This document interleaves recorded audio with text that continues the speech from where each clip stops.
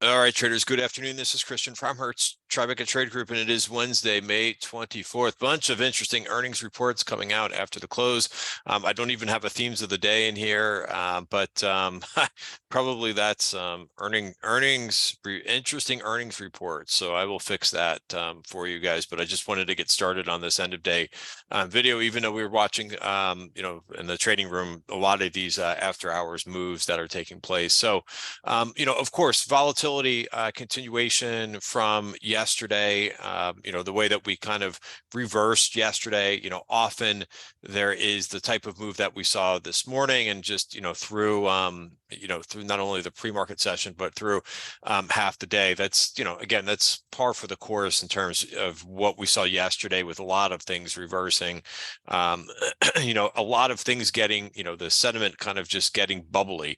I would say a lot of option activity over the last week. Even the put call ratio was looking at that, after hours, because the put call ratio doesn't come out until later. But if we just want to bring this up, I mean, so I don't know what it is. I mean, I guess you could look at the intraday, but the put call ratio just has not been extreme, and it kind of makes you think like, if you're waiting for this market to say, okay, we need a little bit of panic to come in here, you might be on the sidelines a little bit, because this market and some of the names that reported after the close are pretty good. But yeah, I mean, a very low equity put call ratio, and I'm not the only one who's noticed that. I think a lot of traders have said, wow, just there's just not a lot of fear in this market. Speaking of which, the VIX did jump up to 20 today, which is not that high of a level.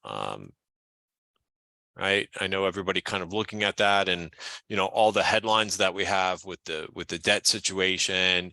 Plus, we've got we had the Fed minutes today, and various different Fed speakers have come out this week, and it basically said that they're okay with raising interest rates a couple more times.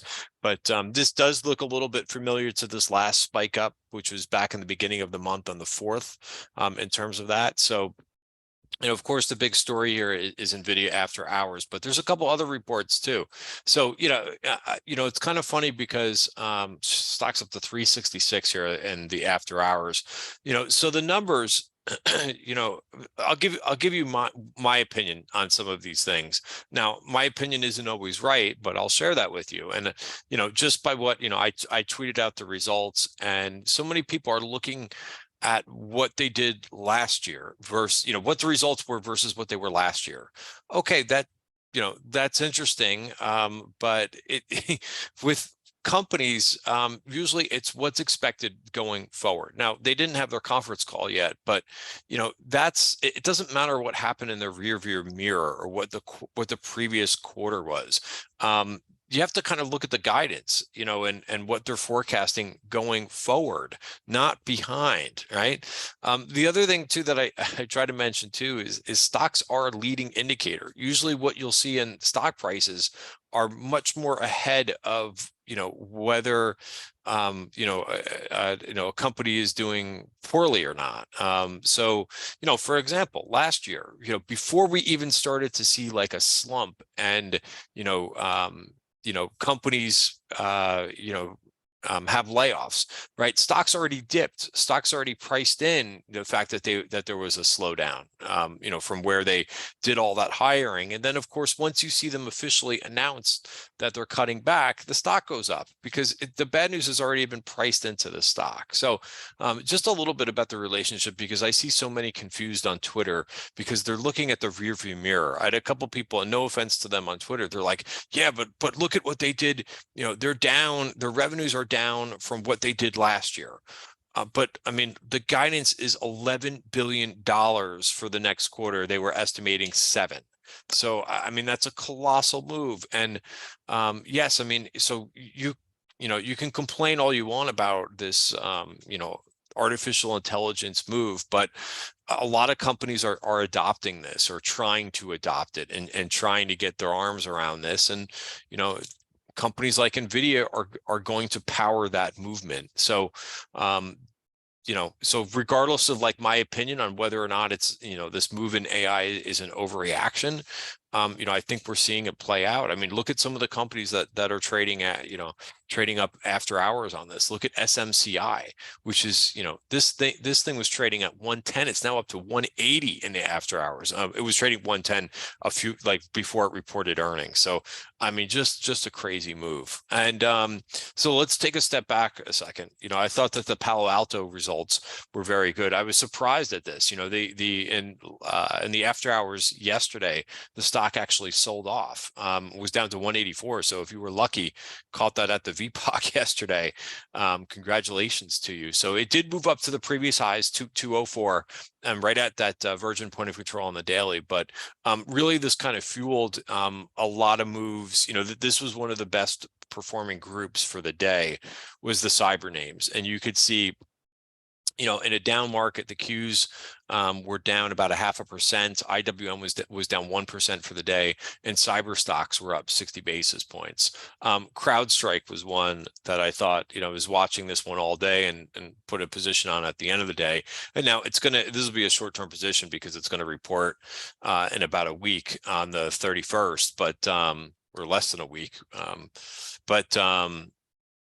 Yeah, so I mean, this is just coming back to the 200-day moving average. It's not extended, right? This has not been a leader of the group, but by chance, maybe it will run into the report.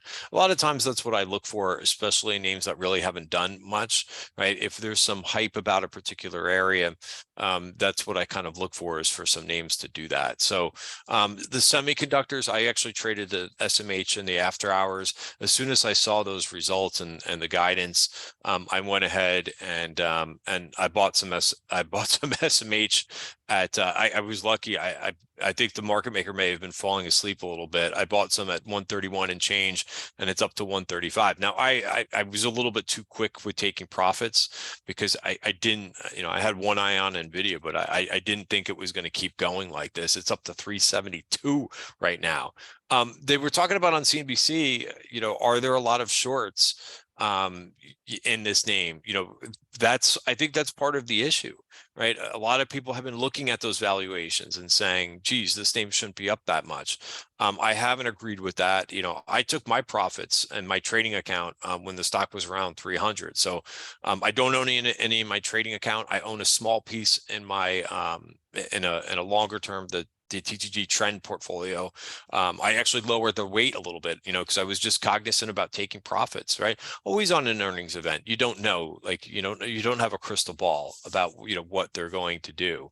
And the stock has run up a little bit, or has run up a lot, obviously, over the last quarter.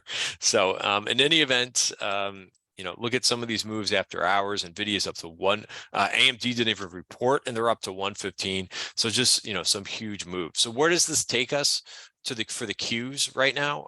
We're back at the top of value. So kind of returning to the scene of the crime.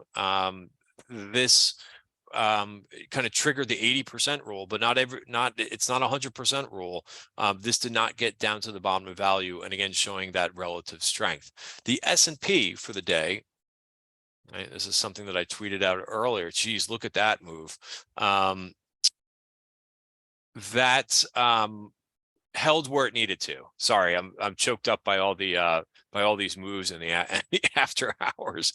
But 4120 was a level that this had a hold, right? That's a level that I had mentioned in my Substack note, as well as in the pre-market session as well. Right, you could go to our CF commentary channel. Right, so again, it's nice to have these significant levels to keep an eye on. Right, this is where I said the 1 hour chart, 80% bearish rule is in effect.